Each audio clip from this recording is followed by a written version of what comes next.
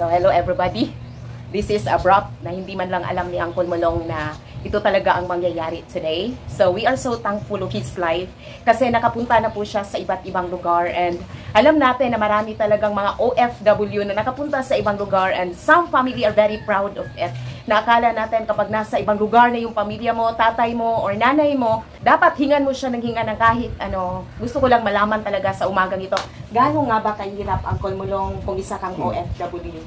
Para sa akin, depende sa ako. Hindi naman lahat ng OFW nahirapan. Hindi sa trabaho ng bawat OFW. Ilang years ka na sa Hong Kong, Col?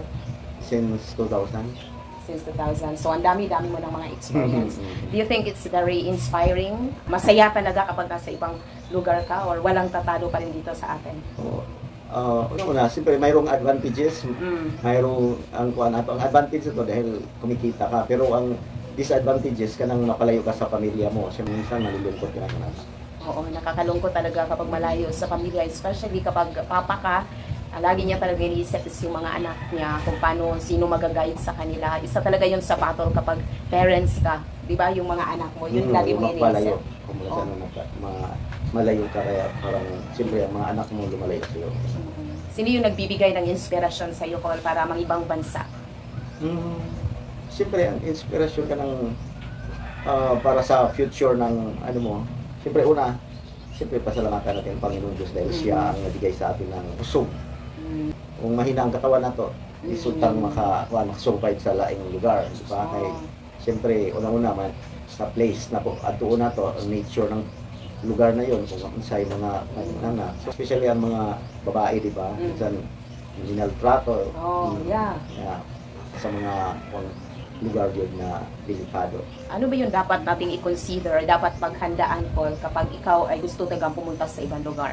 Sa Hong Kong or sa China, alamin mo kung unsay mga culture nila, mga kultura nila, kaya marunong kang makisama, hindi yung maghinambog ka dito, di ba? Siyempre, kailangan, you need to be humble in everything you do.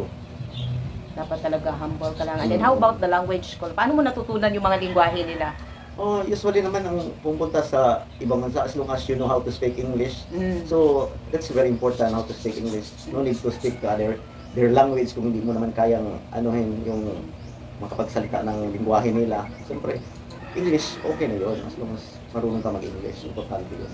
Very important talaga na alam mo rin kung paano mag-English, and then yung culture nila, kailangan mo rin talagang alamin, and then stay humble. Yun yung makisama. Dapat marunong kang makisama. Dapat humble ka lang, no? Kasi minsan kapag nasisigawan na tayo ng mga boss natin, nawawala na yung humility natin, napakahirap talaga. It's very important then na humble ka, tama yun. And then, napakahirap talaga yung harapin kapag imaltrato ka. Mostly, hindi sila nagkakaintindihan siguro kung dialect, no? Hindi ka marunong sa dialect nila, isa na yon. Tapos, hindi mo pa kabisado talaga yung lugar. So, kapag nagplano ka talagang pumunta sa ibang lugar, dapat talaga na pinaghandaan mo ito. At dapat ready ka mentally, emotionally, physically, and above all else, spiritually. Yun yung pinaka-importante. Dapat emotionally ready ka rin kasi iwan mo nga mga anak mo, diba? So, I'm very happy kasi isa din po siyang OFW. And I know na meron talaga tayong matutunan sa buhay niya.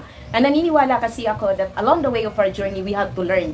We should never stop learning. Akala natin na kapag nakapag-aral tayo, doon tayo nakagain ng wisdom or knowledge. But then, yung mga experience pala ng ibang tao, meron din po tayong natutunan. Kung kaya pinapahalagaan ko po yun. And their sacrifices, ano ba yung pinakamahirap po kapag nasa ibang bansa? Mabuhan ka doon. Siyempre, una-una, mamiss mo yung family mo, malulungkot ka kasi ma-homesick ka, una-una ma-homesick ka.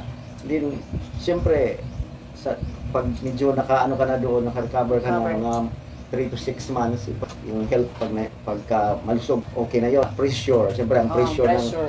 Siyempre pag bago ka, magbabayad ka ng mga, halimbawa may nautangan ka, magbabayad ka ng utang mo, siyempre magbabayad ka. Pressure din yun, tapos nanghihingi sa'yo, di ba? So, siyempre iba yung tumatagal na, medyo wala ng pressure kasi parang easy na lang. Nagiging easy na. Mga ilang months, couple, or years na naka-recover talaga nung nasa ibang lugar pa.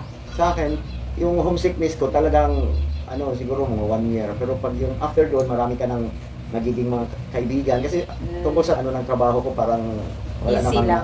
Easy lang naman ako. At saka, hindi ako nabubuli sa mga sa mga insect ko. Oh. Kahit na mga trabahador na ordinary music, hindi ako nabubuli. Oo, kasi parang ka rin artista.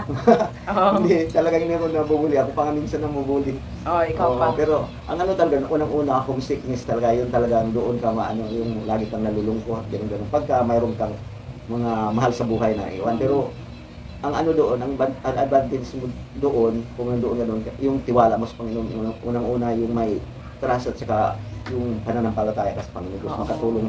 Hindi talaga mawawala yun. Talaga yung pinaka-importante. Yun ang pinaka-importante yung na relasyon mo sa Panginoon.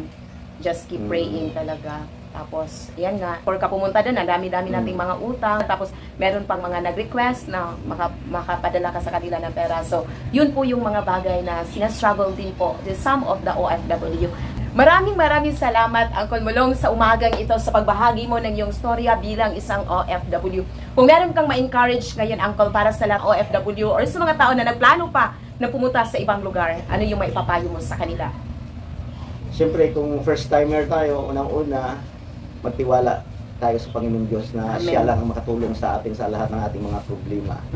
Pagpunta mo sa anong lugar na pupuntahan mo, siyempre, una-una, alamin mo ang culture nila, handang-handa ka na ganun ang gagawin mo, na pinaghandaan mo na kung anong kailangan, anong mga kailangan mo pang gagawin pagdating mo doon. Marunong ka makisama, ganun. At saka, stay humble for yourself para hindi ka, yung parang irespeto ka rin. So, kaya namin ginagawa din ang video na to to prepare those people who are planning to go abroad or saan ka pa sa mundo. Learn to be contented and be happy also kung anong meron ka. Kasi ang tunay na kasiyahan nagsisimula talaga sa puso mo at wala sa ibang tao. Thank you so much for watching and may the Lord God Almighty blesses you guys. But now and forever. Isa si Uncle Mulong sa mga nagpapatunay na ang buhay OFW is hindi talaga madali. Kailangan mong isakripisyo ang maraming bagay, lalo na ang sarili mong kapakanan at sarili mong kaligayahan para sa iyong mga anak. Sobra talagang napakahirap kapag iisipin ko ang mga OFW na mga nanay na iniwan yung mga anak nila para lang sila ay makatrabaho, may pambayad sa utang, pambili ng anumang mga bagay na dapat bilhin para sa pamilya. Sila ay kahanga-hanga sapagkat hindi nila iniisip ang sarili nilang kapakanan. Mas iniisip nila kung ano nga ba ang mararating ng kanilang pamilya, lalo na sa may mga anak pa na nag-aaral. I do really appreciate for this kind of people and I call them as a hero. Willing to sacrifice, willing to love unconditionally at kayang isakripisyo ang kahit anong hirap para lang maibigay kung ano ang nararapat. Lalo na sa may mga anak na nag-aaral, ginawa nila ang lahat nilang makakaya at kinalimutan ang kanilang sarili. Na halos lahat na lang ng kanilang sahod ay binibigay nila sa kanilang pamilya.